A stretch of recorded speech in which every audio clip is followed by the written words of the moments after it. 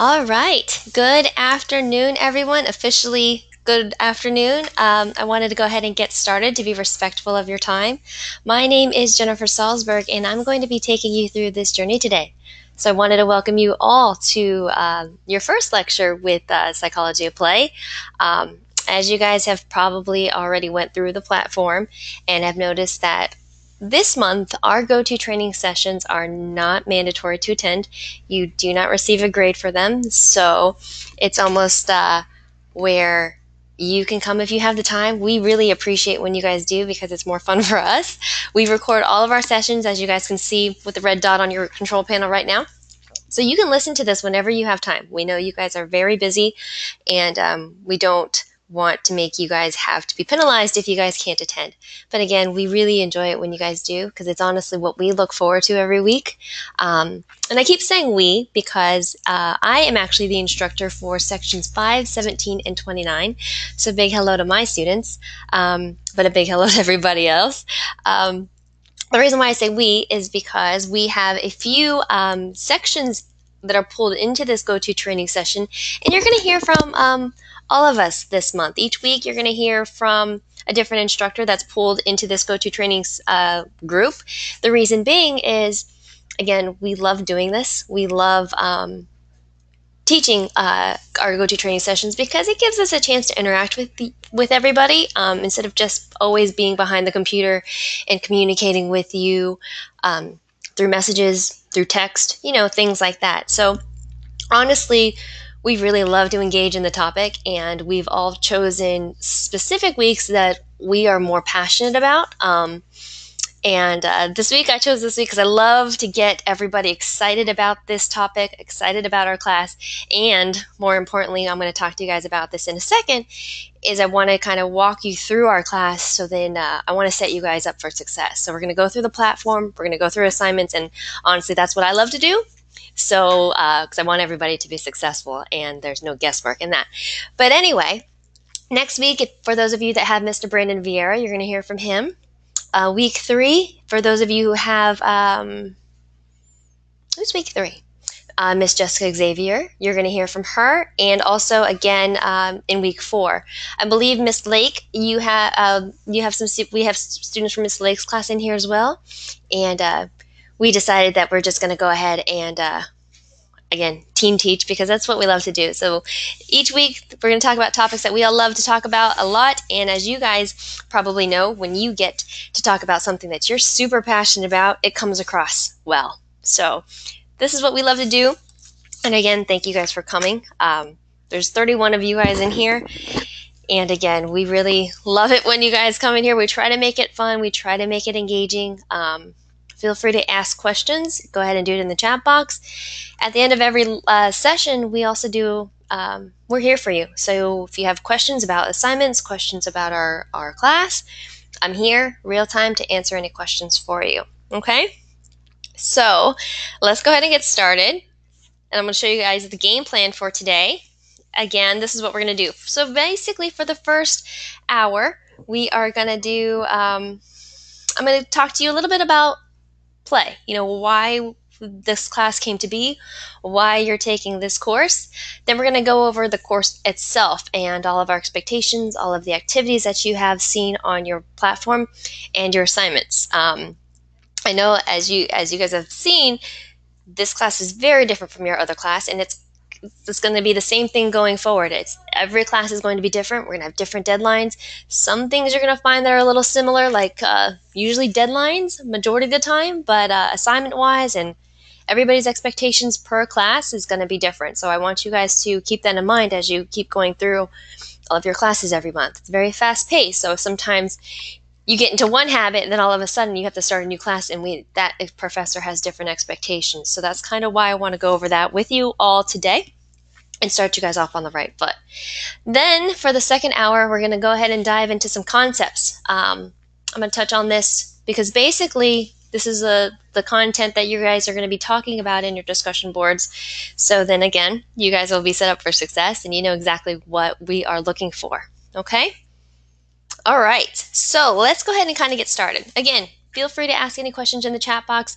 I am recording this, so sometimes you guys might see me pause and read the chat box and maybe even answer and ask your questions out loud. So then those that listen to the recording later will be able to follow along and understand what we're talking about. Okay, so let's go ahead and talk about play. So I'm sure that when you saw Psychology of Play on your schedules, you all were thinking, what is this? What is this about? Anybody? Was anybody confused about what is Psychology of Play? Taylor says yes. Jose says yes. Definitely. She's like, what is this about? Playwrights? What did you guys think it was? Assuming. I get where you would go through the psychological aspects of theater. Did you really think it was going to be about pure play? Like we're really going to be playing? No. We have a class that you guys are going to be playing. This is going to be great. Taylor says that saw psychology and rolled their eyes. Yeah, so I'm not gonna lie to you guys. I mean, we don't do that in this class either. We're very open and honest with you. I'm not gonna lie. When I heard that I was gonna be teaching this new class, because I say new, even though we've been teaching it for a few years now, but it's still very new concept to a lot of people and a lot of universities, I guess you could say, right? So when I heard that I was going to be teaching this new class called Psychology of Play, I might have mumbled the same thing under my breath. I mean, I was like, what in the world? You know, how do you teach people how to play, right? And why do you teach them? I mean, like, why do you need to teach them how to play? So I'll share with you my journey to knowledge, and it's what I embrace now with a passion. So being the, I guess, nerd that I am, I mean, my background's in psychology and things like that. You know, I dove right into the research because I'm a little kid like that, and I love psychology and I love to learn new things. And I've always been a huge fan of positive psychology, which we're going to talk a lot about that in week 2. So when the research for play was in alignment with those same concepts, I was sold. All right, in positive psychology, they call it finding the positive, finding your flow, and finding your joy. And the research for this class calls it play, but it's along the same concepts with some minor differences. Again, this is what we're going to be talking about more next week. But in the end, it's all about a different frame of mind. Okay, so we're going to use play as a catalyst for change. All right. So you guys are probably saying like, okay, Miss Jennifer, that's all good for you. You know, you love psychology, right? This stuff gets you excited, but why in the world do I need to learn about play? Right? All right, fine. So maybe you're not as excited as I am. Believe me, I know psychology is not everyone's agenda for coming to Full Sail, right? So I've heard it throughout many of the psychology classes that I've taught here. So let's talk about the reasons why you guys did come here. So why did you all come to Full Sail? Go ahead and put that in the chat box. What are some of the reasons what brought you here? Why did you come here?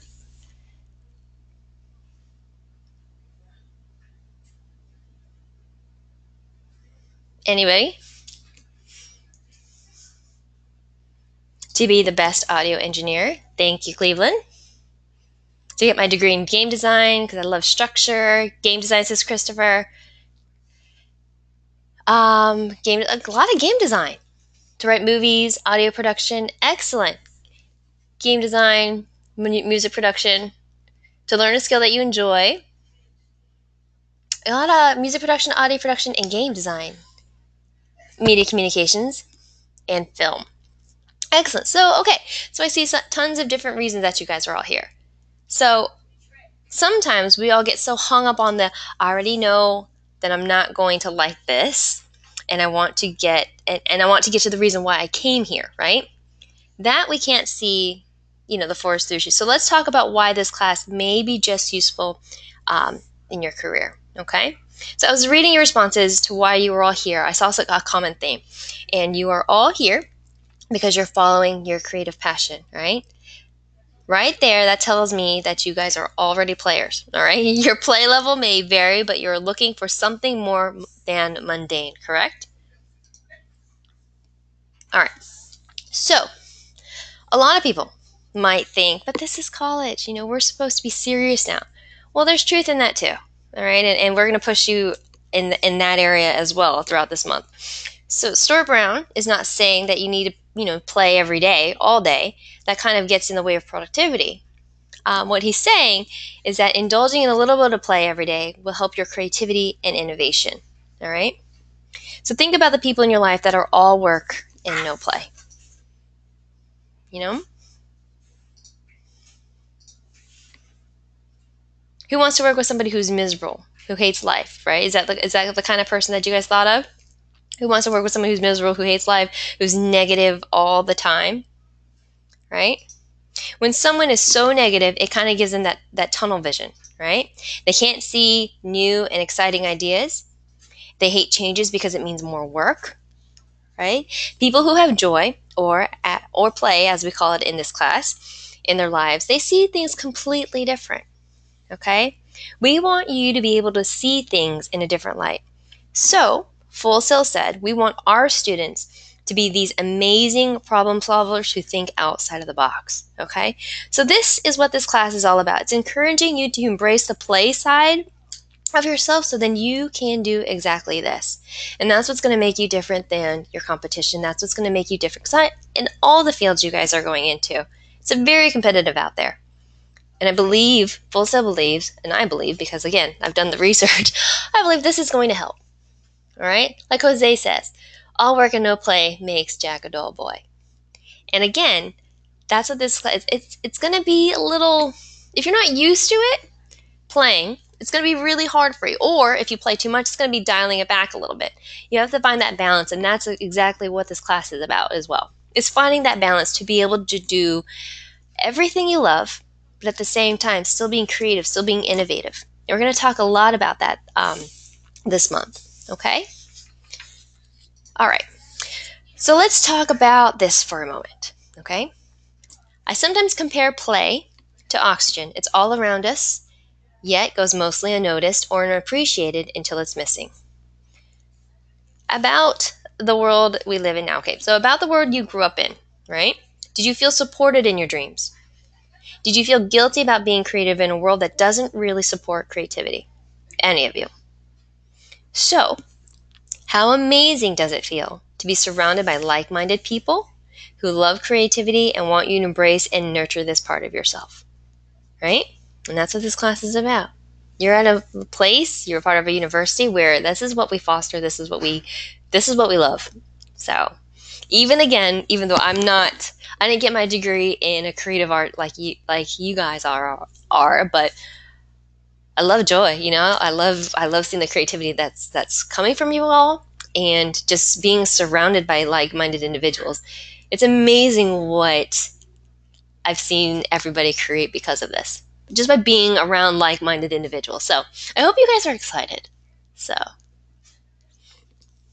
all right.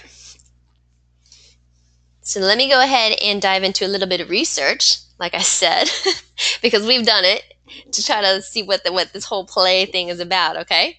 So, all right. Play research shows that the beneficial effects of just a little bit of play can spread throughout your lives, okay? Your creativity surges, all right? Your innovative ideas flourish. And all of a sudden, you can come up with solutions to problems that you didn't see before. And we're going to talk about that next week too. And your relationships are strengthened.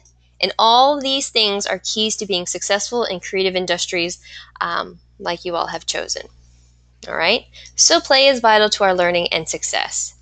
So that's the why, everyone. That is why this class came to be, to boost you that much more above the competition in the industries that you have chosen. Okay? And lastly, play brings joy. People are looking everywhere for the secret of happiness, right? That's what you hear about often, everywhere in your news feeds or little snippets on the news or whatever show you're watching. People are always looking for the secret to happiness. And this is something that is so simple that so many people overlook it. Maybe because they don't think they should do it, okay? Or they do it too much, or you have to be serious, right? So play brings joy, people. I mean, if you engage in the things that you love, it brings a feeling of joy or happiness in your life. Am I wrong? So you just have to give yourself permission to do it, or, like I said, dial it back a little bit if you do it too much. And This extends to all areas of your life, academic, professional, and personal. And that's what this whole entire month is going to be about. Okay? So most students see psychology play and are not sure what to expect, okay? So here's the breakdown of what we're going to talk about each week, okay? So this week, we're going to talk about the intro of play, what it's about, where it came from. We're going to talk about some play personalities, which those are actually my favorite. Next week, we're going to talk about positive psychology, neuroplasticity, for those of you who love the brain stuff or are interested or find it fascinating like I do. And we're going to talk about some brain rules, so really good stuff. We don't get too technical in terms of brain and play, but we give you the basics. And a lot of people, we never really wanted to get too technical with everybody about it because, again, this is not a neuroscience class. But what we have presented to you, we've gotten feedback that you guys all love it. It's fascinating to just get a little bit of that kind of science stuff. Week 3. We talk about collaboration and motivation, especially if your motivation is lacking or sometimes you find yourself lacking in certain areas or in certain things that you're doing. Everybody lacks motivation every now and then, or you get to a stumbling block. We talk about that. We talk about collaboration because in all of the industries that you all are going into, you work in teams a lot. And not even just teams, but you have to collaborate and network with people all the time. So we talk about that as well. And then our final week, we talk about creative thinking and stress management, because who couldn't use more stress management, right? So we talk about creative blocks again. We talk about ways to get over, again, stress, those type of blocks, things like that, to help you continue on being creative and innovative and things like that. All right. Okay, so that's the breakdown. All right. So we're going to pause a little bit about the content, because we're going to get into the actual content of your readings this week in a few. Right now I want to go over our platform, and I want to talk to you guys about the assignments and things like that, so that if you are a little anxious about them or worried about them, don't be. We're going to go through that all right now. Again, clock it. It is 2:17 or 2:18. So if you need a review, again, since we're recording this part and you get a little lost on what you're supposed to do with your assignments, start listening to the archive at this point, and hopefully we'll help you just in case you need an answer, a question answered and we're not available for you. Okay? All right, so let me go ahead and let's pull up the platform right here. All right, yours is probably going to look a little different than mine because mine's on the instructor side. All right?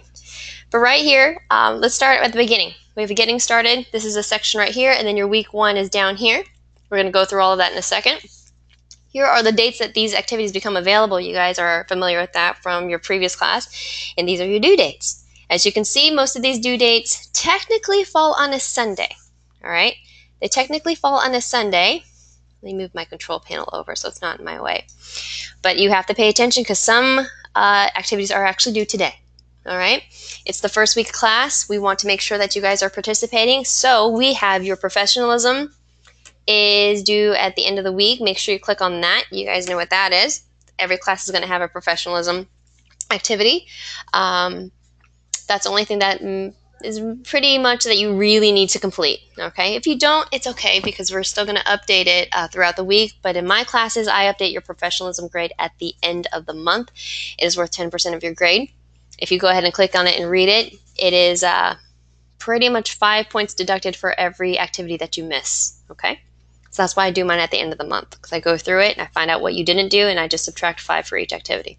Okay? Other than that, if you do everything, you should expect to receive 100 in that area. All right? Okay. Right. Jordan mentioned how you noticed that one of those due dates is for today. Right. So we're starting in week 1. Let's go down here because this is what we're in. Okay? Week 1, you notice that there is a due date for today. It is your 1.1. Basically, it is an assessment. Let me click on it. It looks like this. Explains it, what you're supposed to do. I want you to let you know that the E3, it's not a personality test, okay? Which basically personality tests, they assess fixed traits, I guess you can say. What the E3 does, it focuses on behaviors, okay? And behaviors can change over time. They're not, again, fixed. So what you input now and what it's going to assess you on now It's going to be different as you develop, as you grow, as you take the assessment later on, and that's the point. So you're going to take it now. Again, just go ahead and take it. We do not receive your results. You are the only person who receives those results. We just need to know that you took it, and the only way for us to indicate to know that you took it is if you just scroll down and you hit mark as completed, okay? You can, by all means, not take it and still hit this button. That's totally fine, but that's up to you.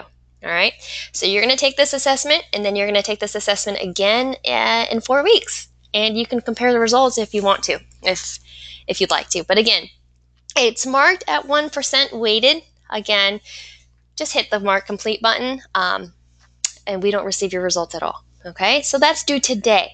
And the reason why we have that due today is, one, it gives you a good baseline right off the bat at the beginning of the class. Two, it allows us to know that, hey, yes, I'm here, I'm participating this month in this class, and we don't need to contact your advisors that you are missing, okay?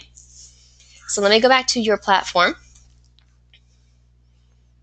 I'm reading the chat box again. Fairly accurate.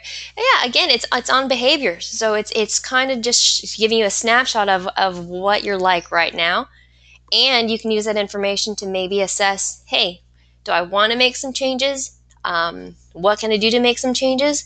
Or just good information. Again, self-awareness is the best thing, right? Okay, so that's due today as well. Another thing that's due today, see right here, your weekly plan. All right, and then everything else has a due date of the 28th because that's Sunday, and that's when things are going to close. All right, which we're going to get to your discussion board in a minute. But the next thing that's due today is your weekly plan. And as you notice, these activities say due Tuesday. Every week you're going to have a weekly plan that is due on Tuesday.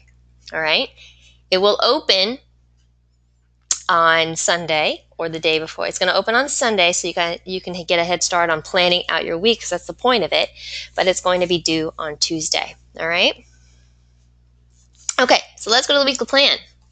All right. Weekly plan is one of my favorite things. It might sound like a drag to some people because, like, oh my gosh, I don't want to plan. I try planning. I use a planner. I try to make schedules. Schedules don't work for me.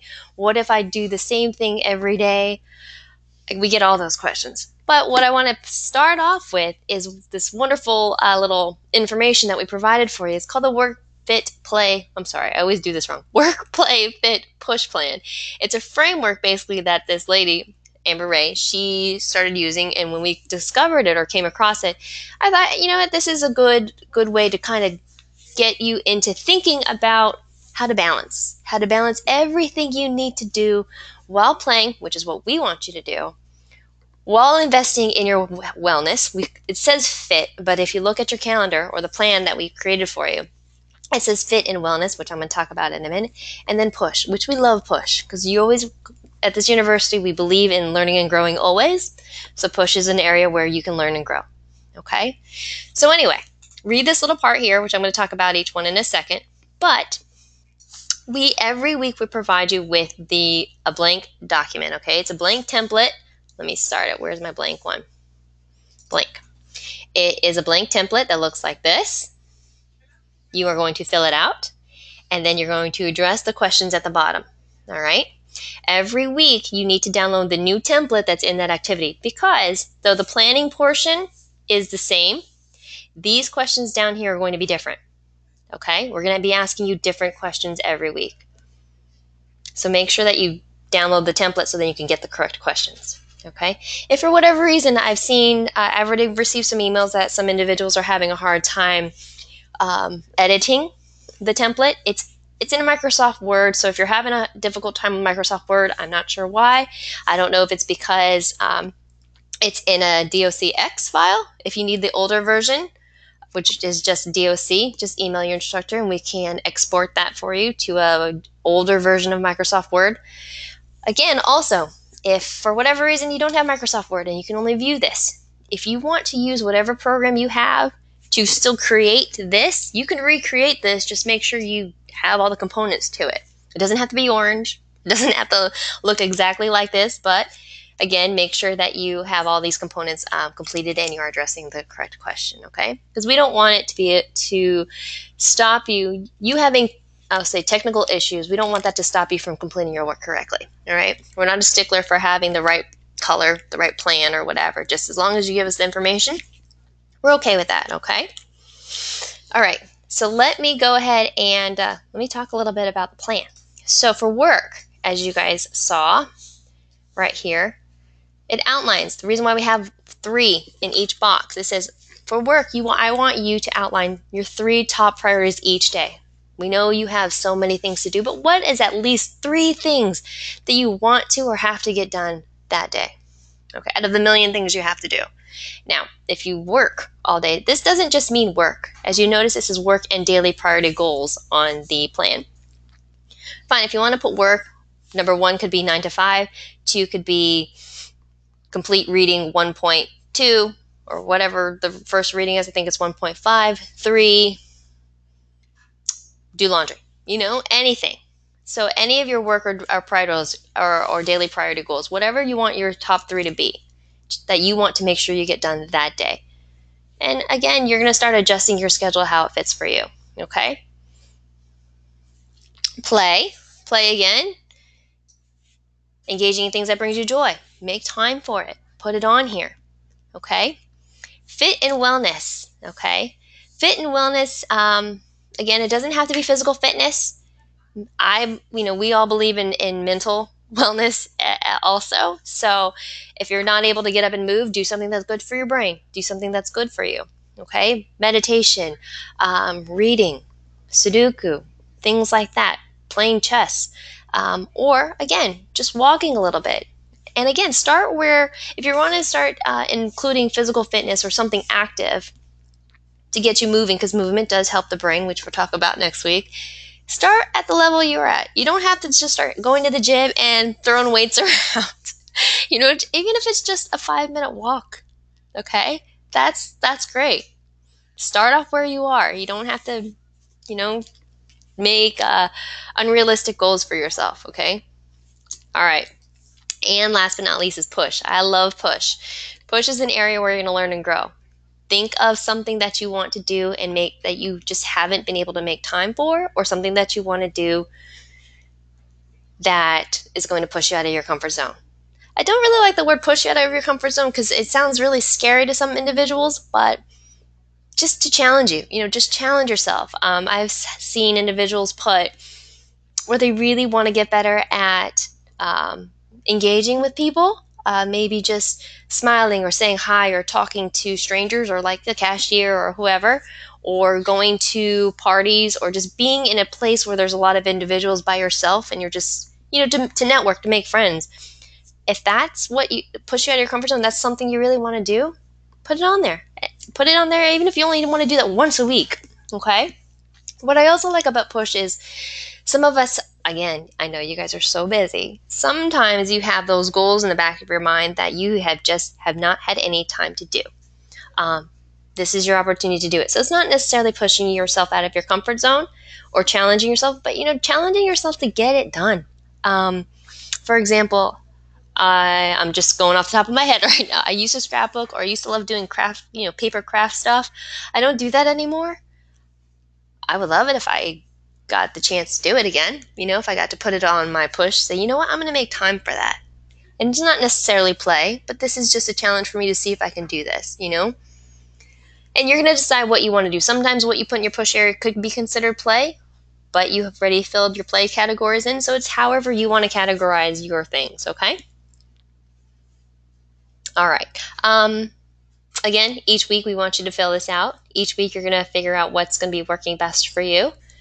And I really want you guys to think about how you're going to use these goals that you set for yourself each month. I want you guys to know that this is just an assignment. This is not just, it's a simple assignment, but it's something you're going to be doing every day or thinking about every day. You're not going to be making presentations. Hope you guys are clapping about that. You're not going to be doing any presentations or working on slides or things like that. So this is what you're going to be doing this month, We want you to play. We want you to be well. We want you to do things like that. So if this is all I'm asking you guys to do, I think, can you guys do us a favor and at least try to do it? So it's a challenge. So that's what we want you guys to do. Okay? Instead of spending so much time staring at your stack and building your PowerPoints or keynotes and things like that, this is what I want you to do. Go spend 15 minutes playing instead. Okay? All right? I hope. Good. Challenge accepted. Sounds easy, but again, the hard part is actually doing it, is executing. We all know that. All right? Okay. So that is your weekly plan. That is worth 5% of your grade every week. So technically that's 20% of your grade. So that's a weekly plan. That is due tonight. Make sure you upload it tonight. If you already did it and you listened to what we just talked about and you want to redo it and you need to alter it or edit it or whatever, go ahead and correct it after this is over and just upload it again and let your instructor know, hey, here's my revised one. They'll be more than happy to accept it, okay? Okay. Next is your discussion board. As you notice, there is a due date on here of Sunday, okay? However, this might be the same in your previous class. Your initial post is due by Thursday every week, okay? So even though there's a due date of Sunday, your initial post is due Thursday, and then your response posts are due on Sunday, which might be familiar or similar to your last class. All right, let's go into discussion board because honestly, this is 10% of your grade. This is the meat and potatoes. Okay. So your discussion board. Basically, again, you're not making presentations for us. All you're doing every week is a discussion board, a weekly plan, and a 20-question quiz that is open book, which I'm going to talk to you guys about in a second, okay? So basically, like I said, the discussion board is your meat and potatoes, and that's all you got to do. That's it. And you're kind of just talking about what you read and how you're applying it in your life, especially your weekly plan. So, okay. Your initial post is due every Thursday. In your initial post, you're going to provide a paragraph for each of these discussion prompts if it's applicable. The reason why I say applicable is because number 5, as you see, says upload an image for play, which you don't need to write anything. So if it requires you to write, you need to write at least a paragraph for each, and I want you guys to understand that a paragraph is 100 to 150 words. Your text box, when you write in there, does count your words, okay? All right, please post directly on the board. Don't do it in a Word document and then upload the Word document. You can use a Word document to, I recommend you use a Word document to type out everything. Do checks for spelling and things like that. And also, just in case your platform doesn't time out and erase everything, do it on a Word document, cut it, copy and paste it, and then put it into the platform when you're ready to post it, okay? I've had that happen where you're typing in there, you leave, and you think it's going to save it, or it won't refresh, and it will, and then all your work is gone. Okay. So basically, 150 words per question or per discussion prompt, and you're good. For this first one, basically I want you to tell me, describe an activity that you find fun, and how would you talk others into trying this activity, okay? The second concept, or the second part, which we're going to talk about in the second hour, is you're going to talk about 2 concepts from the week when reading. So whatever we're going to talk about next time, or in the next hour, you're basically just going to tell us, hey, what are 2 things that you connected with in the reading? And on my discussion board, for those of you in my class, and I believe Miss Xavier's class does it as well, on the discussion board I already posted a concept bank, so keywords, and you can kind of go through that list and see which ones you connected with and talk about those, okay? And then, in number 3, I want you to provide an example of how you can use those concepts that you've chosen and tie that into the activity you described above. Okay? So whatever concepts you choose, make sure you can relate it back to the activity that you tried to sell us on. All right? And once I kind of talk about concepts, I'll bring it back and I'll talk about an example of how you can use it here, so it kind of makes all sense. And then number 4, you're talking about your weekly plan. Because on Thursday, when you're writing this discussion board post, you're going to talk to us how well it's going for you, okay? What percentage of your goals were you able to complete so far this week? You know, because this week we're focusing on play. Next week we're focusing on fit and wellness. Week 3 we're focusing on work, and week 4 we're focusing on push. So you see how each week we're focusing on each component of that work, play, fit, push plan. Okay, so this week is all about play. And then number 5, we want you to upload an image of you engaging in play. Again, I would like it to be an image of the playful activity you spoke about in number 1. But I know sometimes you all not able to do that depending on what the activity is. If you can't, that's okay. It doesn't say that you have to do that. It just says engage, upload an image of you engaging in play. If what you will upload is going to be different than what you talked about, then just write a little sentence telling us what we're looking at, because it could be confusing for us to, number 1, you're talking about one activity, again in number 3, and then number 5, it's a completely different picture. So just explain it to us a little bit, whatever that is. I've seen, it doesn't have to be a picture of you if you don't want it to be a picture of you. I had a student who enjoys writing, and so she took a picture of, it was a nice picture. She just had a picture of a blank notebook with a cup of coffee next to it, and she just posted that. Or someone who likes to draw took a picture of one of their latest works of art and posted that. Okay? Yes, and Zachary, that's a great question. If it's a game, can we use a screenshot? Definitely. I've received that often. Like Jared said, yes, a screenshot is perfectly fine. And I don't know who just asked. I just see the tag, and if I love watching sports. Samantha asked that. I love watching sports. Is that considered play? I'm going to say yes, but Samantha, after I talk about the content in the next hour, we can come back to that, and you tell me if you consider it play. Okay? So, again, play is different for everybody, as you all know, and it's really hard to define what play is. But as we're going to talk about it in the second hour, somebody defined what play is, and as I go through it, you tell me if you consider your activity play. Okay?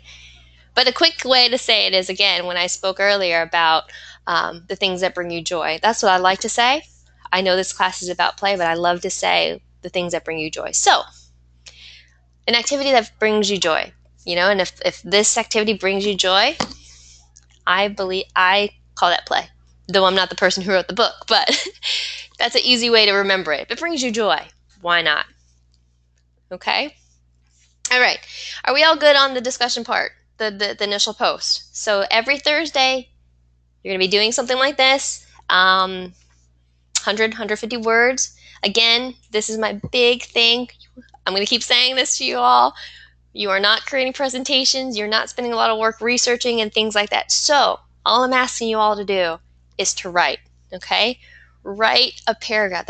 I don't understand. That's the hardest part that we dock points for, because you are not writing enough, okay? You're not writing enough. And when you're talking about a play and you're talking about what you love to do, I'm sure you guys can write a lot, all right? So please do that. So that's the biggest part. We always dock points when you are not writing enough. So 100, 150 words, and your box counts it. All right, if you're not sure, your Microsoft Word counts it as well. Okay? The last part of each of your discussion board posts, as you remember probably from your previous class, you had the same thing. You have to do a response post. These response posts are due by Sunday. All right, you have to do 2 of them. Only 2. 2 are required. This is 20 points. If you look at your rubric, let me scroll down. You look at your rubric right here, 20 points. So if you only do 1, you're only getting 10 points, okay? You can look at your rubric in a minute. Let me go back up here. Your response post, you guys are familiar with the RISE feedback, the RISE model for feedback. Please follow that. And your response post also, each one has to be at least a paragraph, 100, 150 words, okay? And honestly, if you're using the RISE model, then it should be about 100 words, okay? 2 of them. And that's due by Thursday. One last thing I hope you guys will love. That's why I want to mention it to you. Let me go down to your rubric right here. This is what you're going to get graded on. Right here, this bottom part.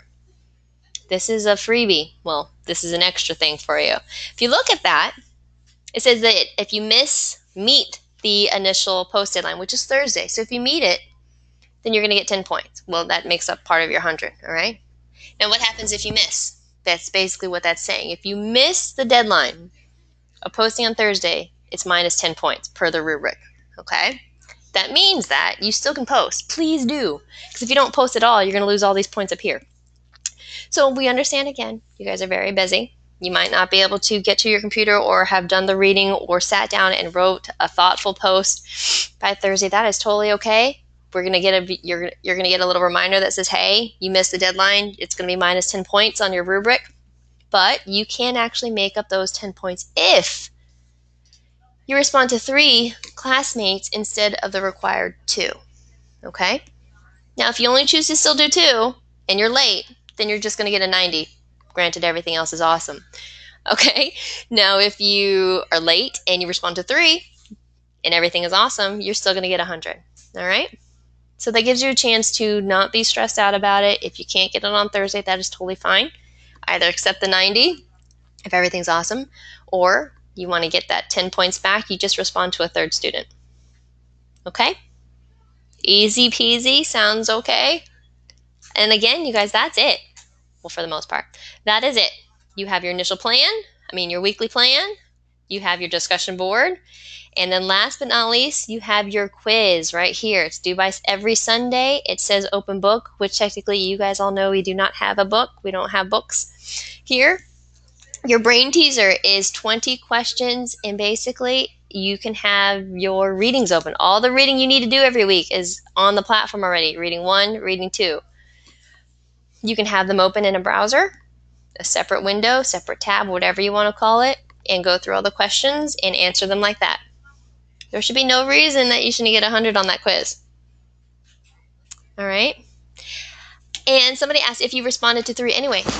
That's wonderful. We love when you all are engaging with your classmates and things like you don't get extra credit. Unfortunately, you don't get extra credit. But again, you're building a community. And that's what a discussion board's for, to discuss things. So we encourage you, if you have the time and you really connect with what somebody wrote, then go ahead and respond. All right? We try to get on the discussion board as well and participate with you and comment when we can. Okay? What else was I going to say? He brings up a good point because of extra credit. We do not give you extra credit. That's where I was going with this. And also, we do not accept late work. Okay? Again, every class is different, but in our class, we do not accept late work. Get your plan in on time, do your discussion boards on time.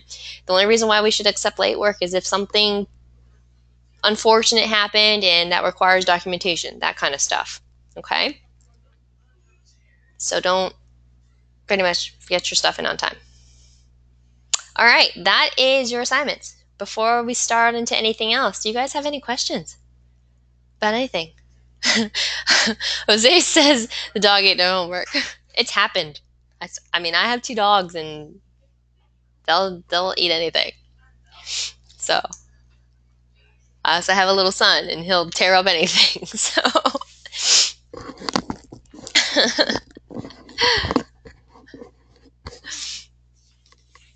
all right. All right, seriously, do you guys have any questions about the reading? Anything about your assignments, things like that? Does it sound okay? You guys are good. Easy peasy. Perfect. This is going to be a good month, I promise you. It's going to be a good month. You just plan what you want to do. You plan out your life. It's going to be great. Brianna says it's easier than I thought it would be. And honestly, we don't really try to make it hard. A lot of it is just is applying what you're reading into your life, which you guys kind of already do. Now you just have definitions for it. And you'll see what I mean in a second. Okay? Sorta. Okay. Thanks, Jessie. So would you have to write a paragraph for each question in 1.6 or just a paragraph that we have to write? Paragraph for each. All right, so there's 4 prompts. You're going to write a paragraph for each of those 4 prompts. Number 5 is a picture. Right, as it says, it sounds simple, but I know it's going to be a little challenging. It is a little bit, but again, it's only 3 things you have to do. I guess that's where the simplicity comes from. It's just 3 things. Now you just have to find time to do those 3 things, right? Yeah. Raymond, how many words is it supposed to be? 100 to 150 words. And if it makes it any easier, if for a good tidbit would be 5 to 6 detailed sentences. Of course it could be over. Of course it can. I'm not going to lie. Even though I put that on there, 100, 150 words, y'all write more than that. It's probably because I told you guys, please write. Write a lot. No. Because you guys are talking about yourself, and you're talking about, for this week, you're talking about your favorite activity, and you're trying to sell it to us, in a way. Tell us what's great about it. And honestly, I love week 1 because though I get, your favorite activity seems to be why you're coming to this university, video games, things like that, which is fantastic. But you also talk about certain games, which is what differentiates you from each other. The different games that you enjoy playing.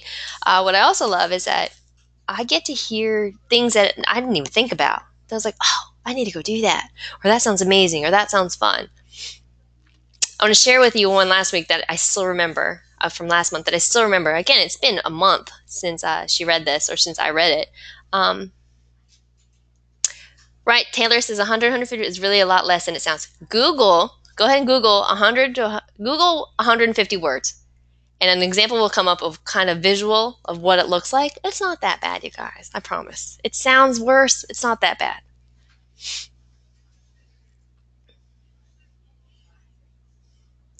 Jessie says, detail is my weakness. I'm excited to see how I grow in this course with providing more detail. It's going to be, right. It's going to be good. I know it's going to be good. Because again, you're talking about things that you're passionate about. You're talking about things you love to do. So let me go back to my example really quick about what this one student wrote last month about a favorite activity that honestly I enjoy doing. I haven't done it in a while, and I didn't even think about it.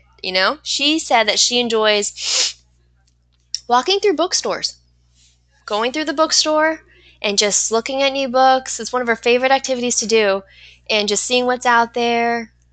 I mean, she went into more detail about the sights, the smells, the quiet, the calm, things like that. There's the detail, Jessie. You can talk about that.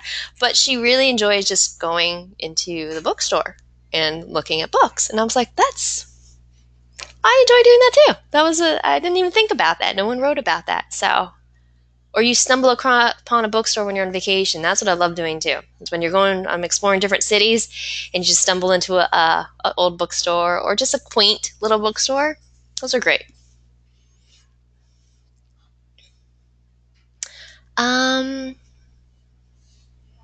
Okay. All right. Good question, Cleveland. Bonus material. I did not talk about that. Each week, at the very end of all of your activities, there's going to be an activity labeled bonus material. It is not extra credit. You don't get any bonus points for it. What it is technically supplemental material. So it's additional stuff that we've wanted to still provide you, but didn't want it to be required. Like interesting articles, interesting reads, stuff like that. It's all in there. So for those of you that want to further your knowledge, and it's kind of tied into what we're talking about the week, but again, we didn't want to quiz you on it, we didn't want to test you on it, things like that, that's in the bonus material.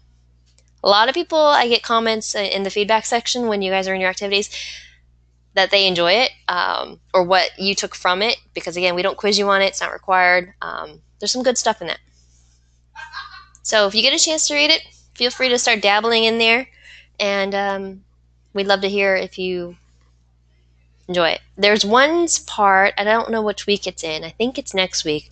We actually give you an assessment, or there's an assessment in there, and sometimes I get comments back of what your assessment came back as, and that I enjoy seeing. So, because it's a long read, which means that person actually read it. So, okay. Any questions? But thank you for pointing that out. So that's it. And the bonus material, anything in the bonus material is not part of your brain teaser. Okay? Again, that's just bonus material.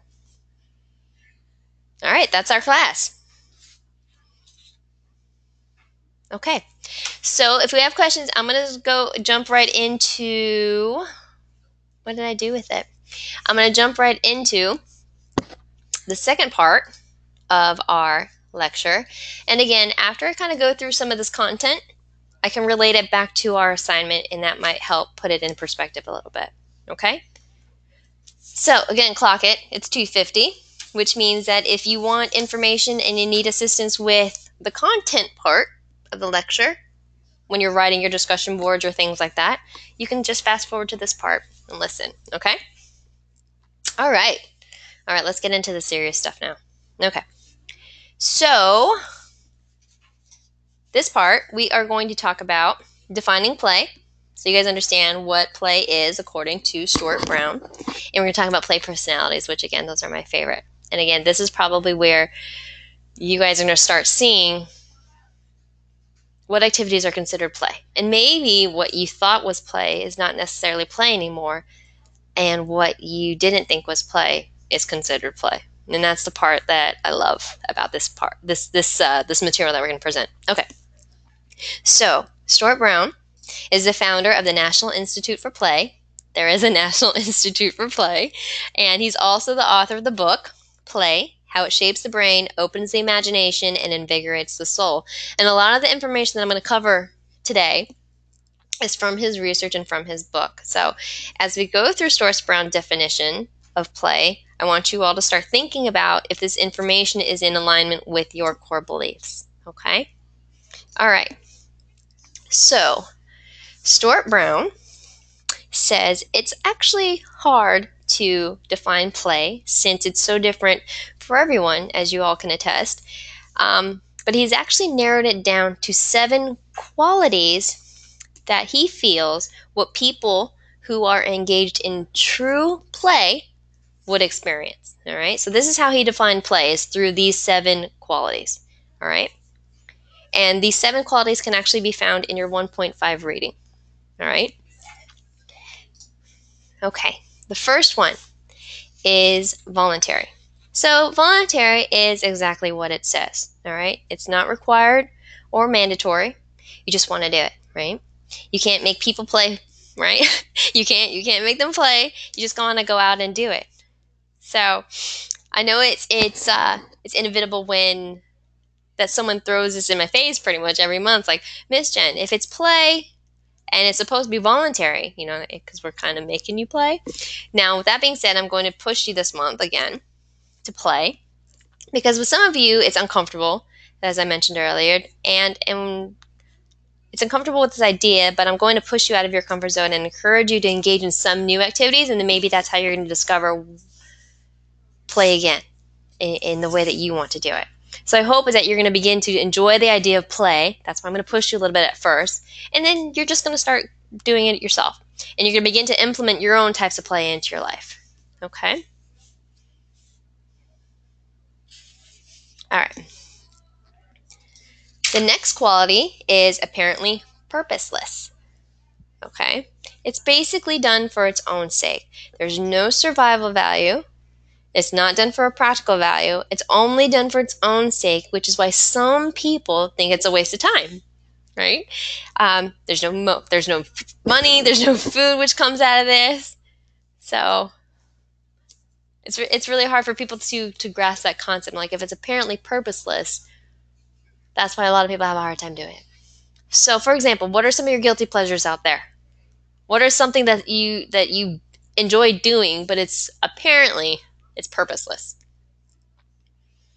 One thing that I get a lot is, besides video games, what about binge watching TV shows or a TV show? That seems so purposeless, right? The Walking Dead, yes. How to Get Away with Murder. Watching way too much anime. I know, it's always on. Whenever you just have time to relax or turn something on, it's just on, right?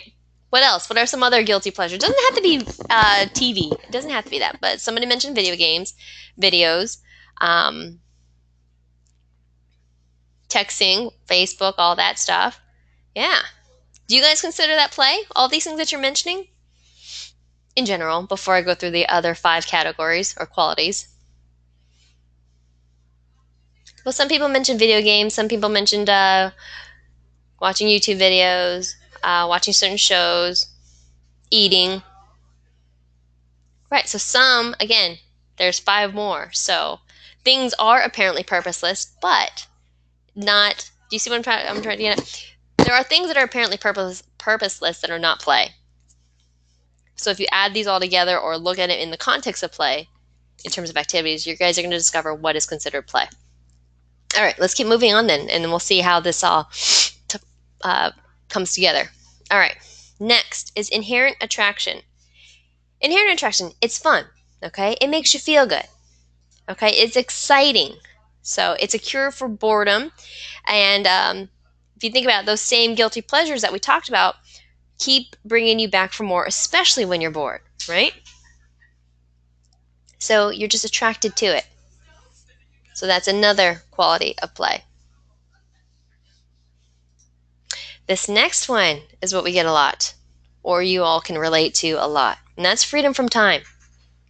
So when engaged in play, we lose a sense of the passage of time. Correct? How often has this happened? Right? You could be doing something and not realize that time just went by. How many does this happen to where it's like wee hours of the early morning now? Keith says it happens every day. I hope with the play activities and not just work, you know? Jamie says when they read, yes. Sometimes when I'm binge watching, you're just like, oh my goodness, I didn't realize. Because you think, oh, it's only 45 minutes, the show. But then all of a sudden, hours went by after you've watched 3. So, you guys say more often than not. Yeah. All right, the next one is diminished consciousness of self. Okay? Basically, we stop worrying about whether we look good or awkward, okay? So we're fully in the moment or in the zone, and this is where we experience that concept of flow. That might be a familiar word for you guys, but we're going to talk more about the actual concept of flow next week in positive psych, okay? So this is where that kind of occurs, all right? So again, we stop worrying about whether we look good or awkward or smart or stupid. In imaginative play, we can even be a different self. All right, so how many times has this happened to you? Right.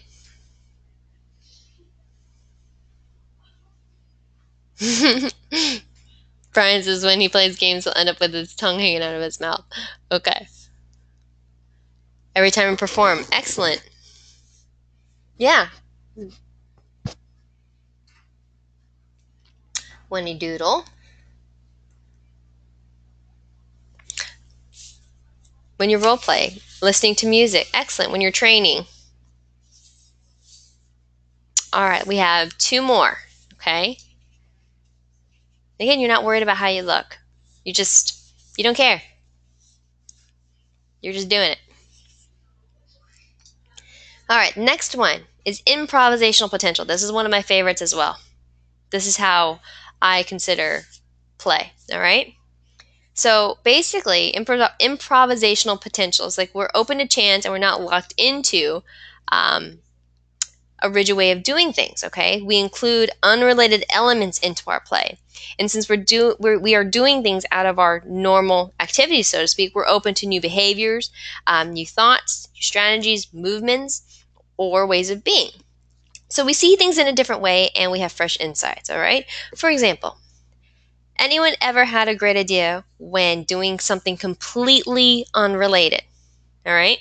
For example, like you're playing at the beach in the sand and then you get this great idea for the next short story or the film that you want to write or something like that. Like you're doing something completely different. That's improvisational potential could be where you're improvising and you're just being creative and things like that. But what it really means is when you're playing, you're doing something, okay, you're doing something, again, like I said, playing at the beach, and then all of a sudden you come up with this different idea. And the reason why it's a quality of play is, as Stuart Brown says, is that because you're doing this activity, the playing part, it's like you're opening up your mind to, because maybe you're relaxed, you're opening up your mind to new behaviors, new thoughts, new strategies, new solutions. And that's where that comes from. And that's what I love about it. Right, you'll be cooking and then come up with an idea for a track. Yeah. Allison, it's probably, if that's how much your mind works, then you're probably, play all the time. You could be doing that. That could give you a good baseline, Allison, or a good idea of where you are in terms of yourself, in terms of play and your creative and innovative self. So that's my hope for all of you. All right. And Allison, that's a good example of what basically what they're trying to push in terms of play. This is why you should play, because you're just going to have new ideas all the time. Right? So that's improvisational potential is one of my favorites.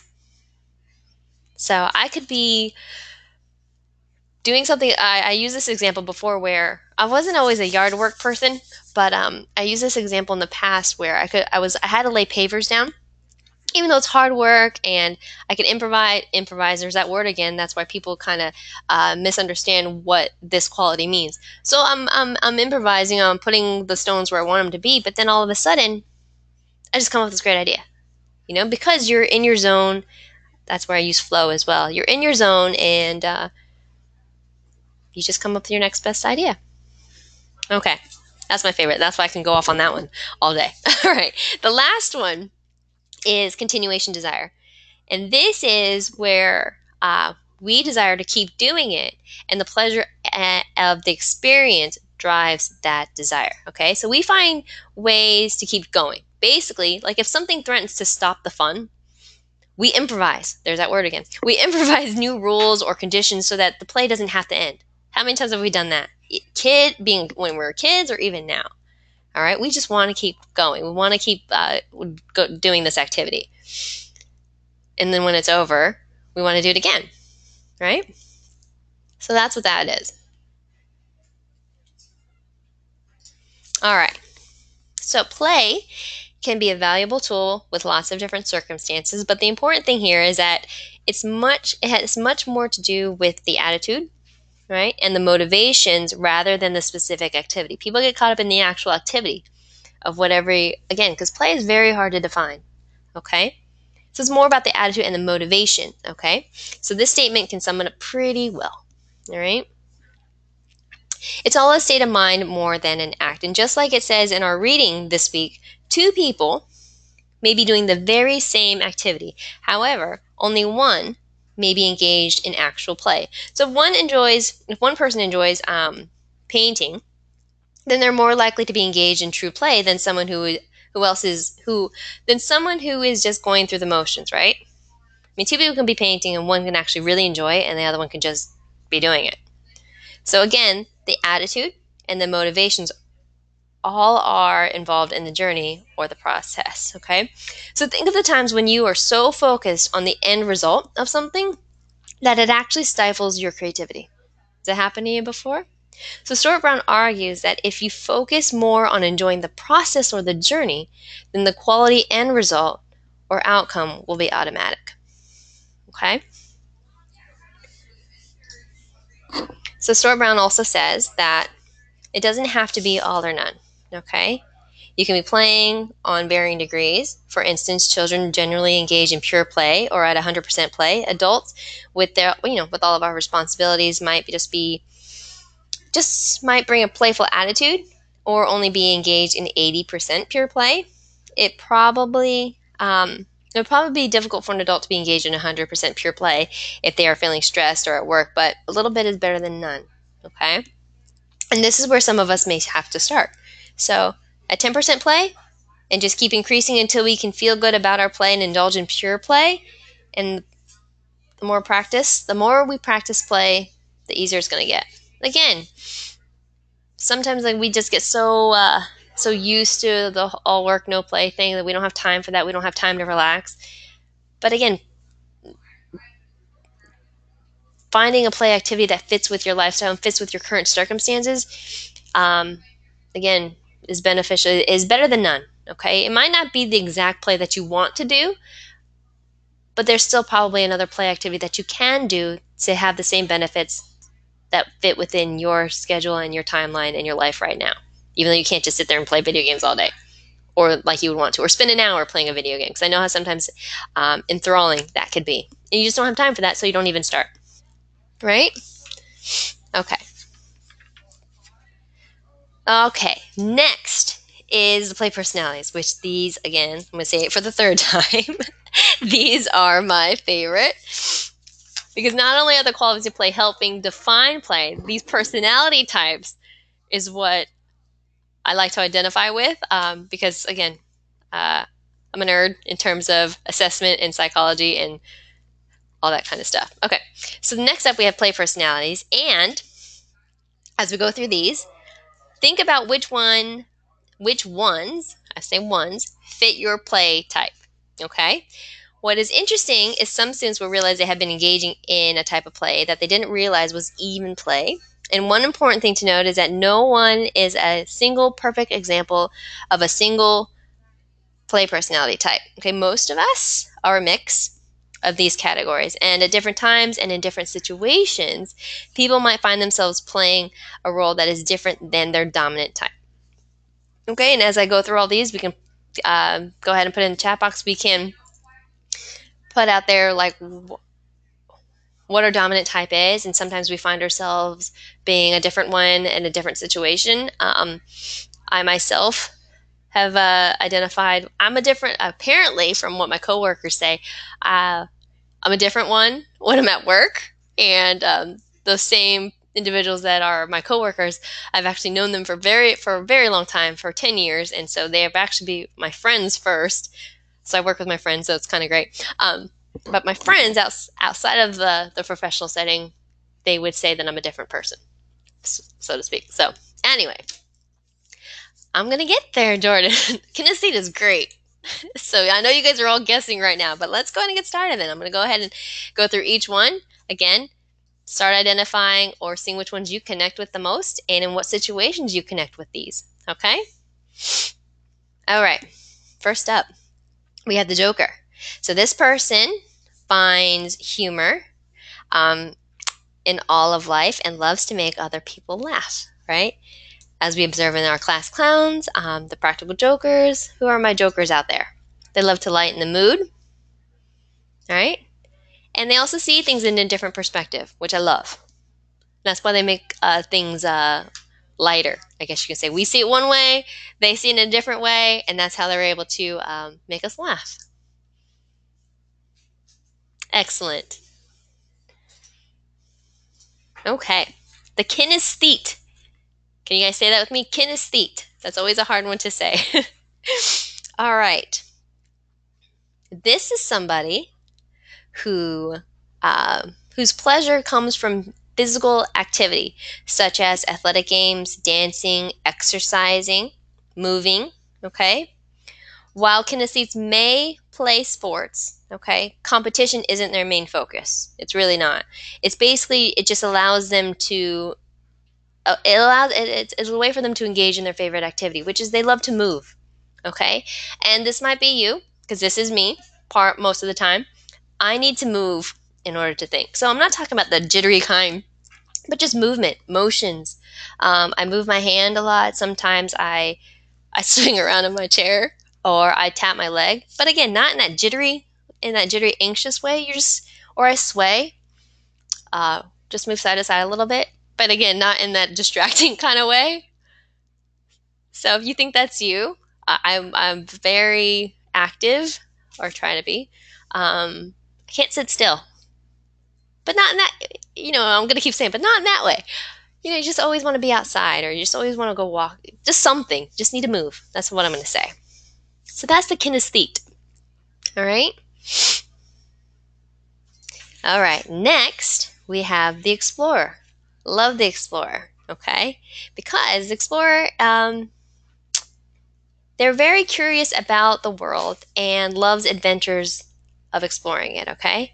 So this can be either the physical world, which is going to new places, traveling, trying new things. That's probably what you originally thought as the only. But they also like to explore the intellectual world. So they reflect on emotions, researching new subjects, or discovering new experiences. Okay? So you can be an explorer it doesn't just have to be a physical explorer. You can be an explorer in books. You can be an explorer in learning new things. right? Hit it right on the nail. Okay. Next, we have the competitor. All right. Now, this person likes to play competitive games with specific rules and enjoys playing to win. All right. That's the competitor. So even though you might have a mix of a kinesthete and competitor, again, kinesthete just loves to move. He just happens to be good at playing sports and being active and things like that. But the competitor, they like to win. All right. They like to keep score. Okay. That's not a bad thing, okay? But these are the things that this is their play. This is what they love to do, all right? So they could be athletic games, they could be video games, it could even be in work and in business. Their play personality. Think of the stock market or just where you keep score, you win, incentives, perks, things like that, all right? The competitor, they also can enjoy these things solo or socially, okay? You compete by yourself. Or with others. And this is where I don't remember who mentioned it earlier about playing or watching sports. You can be actively participating in it, or you can be an observed fan, you know? But you just love competition. You don't actually have to be competing. Just watch. I love watching sports. For those of you who watched who were in my class and saw my instructor video, but I love sports. I love watching sports. I love playing sports. It's just that, and honestly, I wouldn't say I'm a diehard where you have to win kind of person. It just, it just gives it, for me, it just gives it a point, I guess you could say, a purpose. So, it doesn't have to be sports. It could be anything. Again, it could be video games, athletic games. It doesn't have to be, yeah. So, all right. So that's a competitor. Let's see. All right. Next we have is the director. The director gets joy from running things and directing others. Okay? This might be a company. It could be a family. It could be a group of friends. You just organize everything. It could be a movie. It could be, just direct movies, companies, whatever. Okay? They're born organizers, party givers, right? Instigators of great excursions and adventures, planning stuff. Again, you could be a mixed explorer. I mean, this is where I wanted to. Yes, it's possibly all of these. Again, what you can have a dominant one, but it depends on certain types of environments, certain situations that the other ones come out. Again, this is what I want to touch on because I'm part director. Mostly, my friends would probably say that this is what I am. I'm the director of great excursions. I plan all that stuff because that's just what I do. Organize family dinners or parties or things like that. But again, I'm a kinesthete. I love to move. So, exactly, Jordan. Anyone could be any of these depending on the circumstance. So again, the director enjoys planning, coordinating events and people, loves the leadership power. That's not supposed to be in a negative way. I know that it can have a negative connotation, but technically, they just love being a leader. So it makes them happy. Not so much to, what do I want to say, negatively influence or be malicious about anything. But yeah, that's the director. We have a few more. The collector. Love this one too. The thrill of play for the collector is to have and to hold the biggest, the best, and the most interesting collection of objects or experiences. That's what I love about this one, because it's not just objects or things, it's experiences, and then that's kind of where, again, you can find yourself in all of these, because I find myself when it says experiences, that's totally me. I don't really collect objects or things like that, but I love collecting experiences. One of the things that I love to do every summer, it just happened to start off that way. It was only supposed to be 1 vacation, 2 vacation, but now it just seems to be every summer. I love to go to different cities that have, again, because I love sports, different cities and visit go to a baseball game, go to MLB game and visit the ballpark and say that so basically to me, I've collected ballpark experiences. And I love doing that. So Yeah.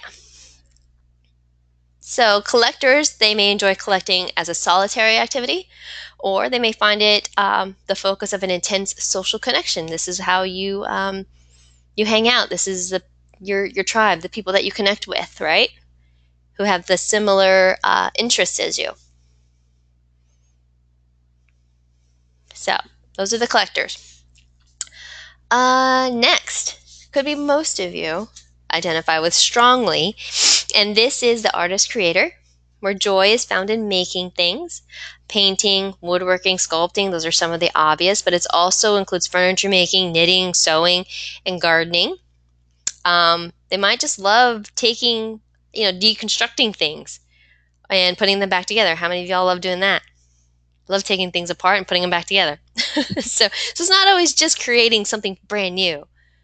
It's just seeing how things work, putting it back together. So they may show their creations to the world, or they may never show anyone what they make. The point is to make something, just to make something work, right? So that's the artist creator. And lastly, we have the storyteller. So Stuart Brown says the imagination is the key to the kingdom of play. So this play personality is the obvious novelists, playwrights, cartoonists, screenwriters, but it is also those whose greatest joy is reading those novels and watching those movies. Okay, so people who make themselves a part of their story, who experience the thoughts and emotions of the characters in the story. How many of y'all do that? Performers are all sorts of storytellers, creating an imaginative world through dance, acting, magic tricks, music, or even live lectures. So that's the storyteller.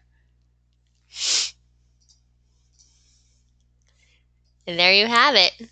There's the joker, kinesthete, explorer, competitor, director, collector, artist, creator, and the storyteller. So as you guys can see, we have quite the mix of personalities in this class. As we're going through those, you probably found that you didn't realize you were some of those things, that some of these things were even types of play, right? Like collecting things that we find joy in, and the collecting process, so therefore it's considered play. Again, I didn't think that. I didn't think that collecting experiences was play, but it is, right? Or those of you when I touched on the explorer and the mental exploration, right? So, did y'all learn anything about yourself today that you didn't know before? Javonta says all but the director. Christopher's 3 out of 8. Yeah, see, I'm about 3. Kinesthete, what did I say to you guys? Kinesthete, competitor, and director. I mean, I can't identify with the explorer, but I don't do that often. More of my everyday being is the kinesthete, competitor, and director.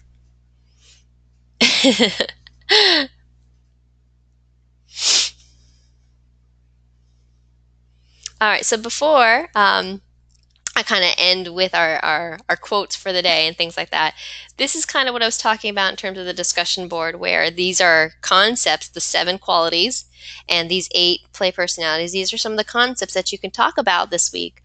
First, it said to discuss or tell us about a favorite play activity and kind of try how would you talk one of us into trying it, right? And then talk about 2 concepts from the week. These are only, 15? Not a math major, 7 and 8. These are only 15 of the concepts. There's plenty more that you can choose from this week if these don't jive with you. But basically choose 2 and say, hey, how do these relate to your play, to your activity, which was number 3. So number 2, you're picking 2, and you're talking about the 2 because you're going to demonstrate to us that you understand the 2 that you chose. Number 3 is the concepts that you chose. How do you relate that to your play activity? So for example, if someone wants to talk about playing this video game, whatever that specific video game is about, and you talk to us about explorer, for example, or collector, or just use explorer and a competitor. Those are the 2 that you talk about. And then in number 3, you say, the reason how I can tie these into my play activity, my video game play activity, is because blah, blah, blah, blah, blah. It's a competition. I really love this because I get to feel or feed this need for competing and things like that. Explorer, I love this specific game because, for like those, some of those games where you're exploring the world using maps, things like that, going to different lands, whatever, something like that. So just explain number 3 that exact way. And then number 4 talks about your play. So that's kind of how it all ties together. Make sense? That's kind of what I want you to do. 100, 150 words per discussion prompt. Okay. All right. So that's what I want to leave you with all today is this quote. That play can help us find and express our own core truths. We are designed to find fulfillment and creative growth through play. So just this idea that something so simple, play, can be a catalyst for so many positive changes. So I encourage you guys to take time to play over the next few days, whatever that is, forever how long it is. If it's only 5 minutes, great. Okay? And see if you feel or notice a difference in how you feel. Okay? All right. So, what did you guys learn today? That play has Frederick. Let's see. Excuse me for the game. Are you ignoring me, or did you not just? No, I didn't see your question, Frederick. What was your question? Let me see if I can scroll up without.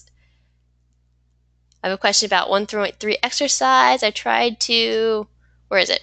See, this thing goes too fast. I don't know where it went. Frederick, can you ask it again, please? Okay, so while you're typing that in, basically, what did y'all learn today?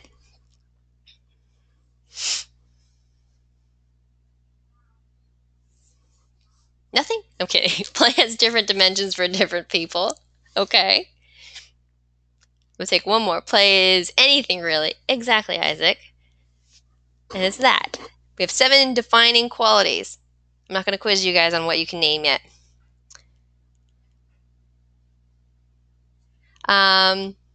Play is different for everybody. And discovering your play personnel helps you reconnect with play. Okay. Play brings happiness. Exactly.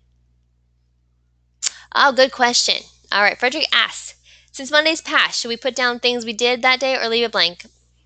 I'm going to say you can leave it blank, but I know every instructor is different, but if you have Monday, put Monday down. So yes, to answer your question, since Monday's passed, just still put stuff in Monday, even if it's in the past. But because I like a complete schedule, that's the reason why I'm saying that. But if you would like to leave it blank, that is totally fine. You will not get marked off for that.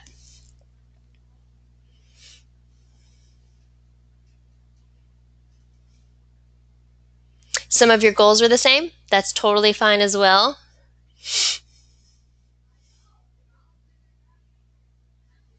If that's what you mean, Christopher, that some of your goals on your plan were the same.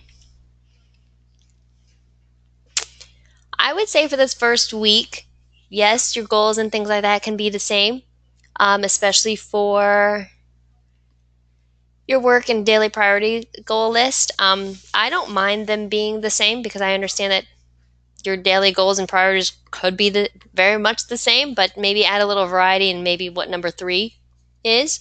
But in your other categories, add some variety if you can.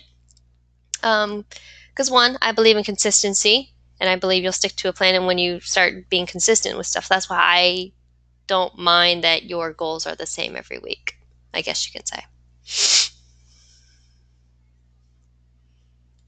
Frederick, I'm going to say yes, but please message your instructor directly so they can talk about it. Your weekly plan is due every Tuesday. And I'm glad you asked that question because that does happen, your day-to-day planner, but every Sunday to Monday, that's when your weekly plan activity is going to open. You can plan out for the week. You can do it. And you can be honest and say, you know what, even though I planned out for the week, I may or may not follow this plan because I'm a day-to-day planner.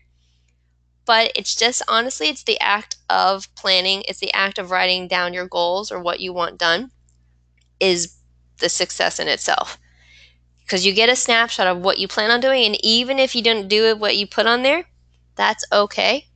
It really is. Because you're going to adjust your next week's plan to work better for you. You're going to find that that's what's going to happen, honestly. So I get that all the time. That I did this, I did it for my grade, I did it to get credit, but then honestly, I didn't, by the end of the week or when you talk about it on the discussion board, you'll say, I didn't follow it at all. I can't follow it, I'm having a hard time following it. Then maybe you need to start off smaller. Short, not make such lofty goals or put so much on there. So I hope that helps. You said the first week is the hardest when I read that as wrong. I thought Samantha, yours went with Javonta's, and I had read the first week is the hardest. I wanted to redecorate my room. So I was like, that is the lofty goal for the first week. Yeah, but it is. You're going to find a balance. You're going to actually just start finding a balance because you're going to see, hey, I was totally not successful with this plan this week. Maybe I need to scale it back, or maybe, you know what, I made it too easy for myself. Or you're going to say, I made it easy for myself, and I'm going to keep it like that. And you know what, that's fine.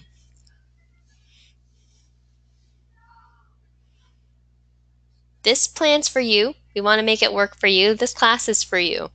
So I just want you guys to have an open mind on what we're offering for you this month and to get out of it what you want to get out of it. That's all I'm going to say. All right, well, honestly, you guys, that is all I have for you today in terms of content, in terms of things like that. I am excited about this month with all of you. I know it's going to be great. I hope that everything we talked about today has helped you to set you up for success this month. And if not, if you have questions, you can always contact us, your instructors. We're available to you. And again, we're going to be here for you again next Tuesday live. Right. Thank you. Do not forget to mark. Go right now. At least do your E3. Go mark that complete. Or if you really, I don't really want you to just mark it complete. If you want to do it, I would love it if you did it. But go mark your professionalism activity complete as well. But thank you for hanging out with me today. You guys are all free to go, but I'm going to stick around, leave the recording on just in case there's some great questions that I need to answer for anybody who needs to listen to the archive later on. But it was a pleasure talking to you guys this month. And again, next week you're going to hear from Mr. Brandon Vieira. For those of you who have him, he's fantastic. He's going to talk to you about positive psychology and the brain, which is very interesting stuff. That's my favorite week as well, so I had to fight him for it. He won. He got week 2. So...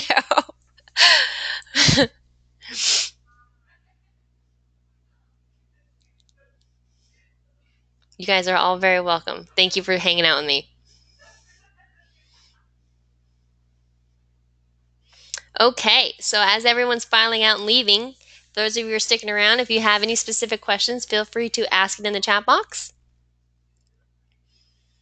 Yes, have fun, you guys, this week. Play, play, and play.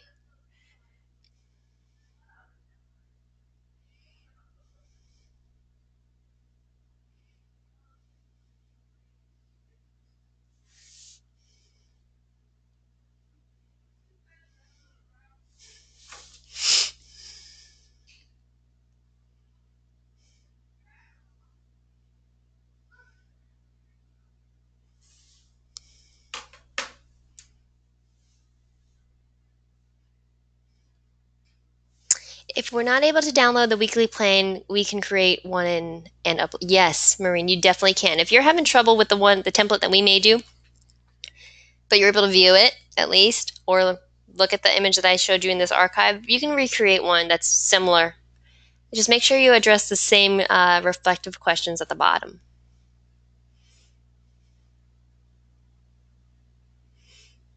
And when you upload, if you just want to write in a little note to your instructor saying that's what you did, so they won't tell you, oh, hey, next week use our plan, use our template. So you don't have to hear that. Let's say I'm doing an activity and the current state of mind I have at the moment is important. Do I write things of that nature down?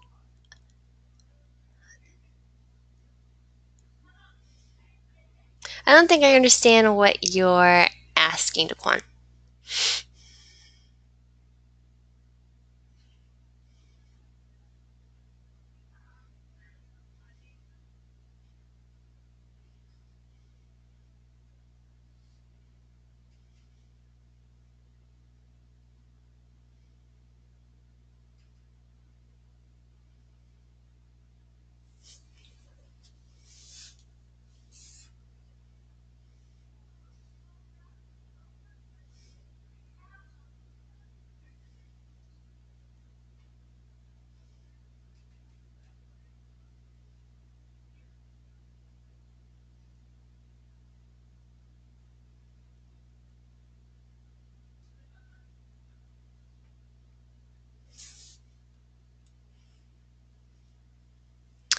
Um,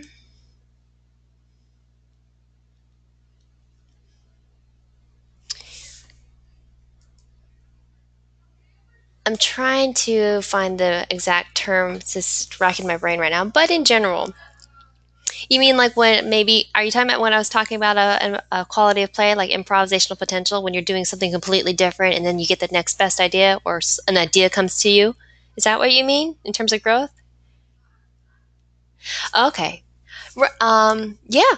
To answer your first question though about when you're doing an activity and it's important and then something comes into your mind, you should, yes, definitely write things down.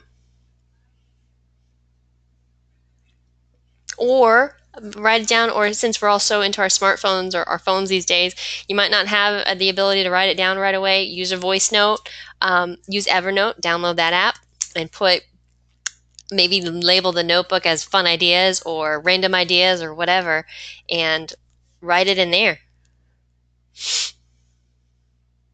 I do it all the time right now because sometimes, as I mentioned to you all earlier, I have a little one, my first kid, and so I'm trying to navigate the world of being a professional and also at the same time being a mom. And sometimes my brain just goes crazy on things I need to remember, and so I seriously started using Evernote more so than I have in the past. These past couple months, I have a list for everything: things to buy, random things, ideas, stuff like that, things I want to do because I'm always doing something with him, probably because now that I'm thinking about it, playing, that I just come up with all these ideas. I'm like, I need to write these down. I don't always have a pen or a piece of paper because he'll tear it or he'll eat the pen. And so I just put it on my phone. So I hope that helps. You never know what idea you write down that might seem trivial now or not important. And you'll go back and you'll look at your list and like, oh, I thought of that 6 months ago. Now I can fully develop it. And now it's a really good idea. You might be able to do that too.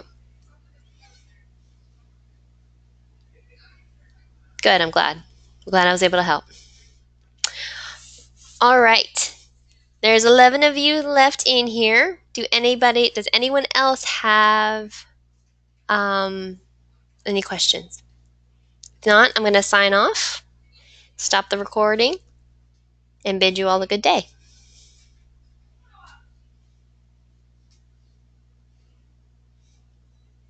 All right. You guys have a wonderful Tuesday. Let us know if you need anything. Have a good rest of the week. It's gonna be great. And we'll talk to you again next Tuesday. See ya.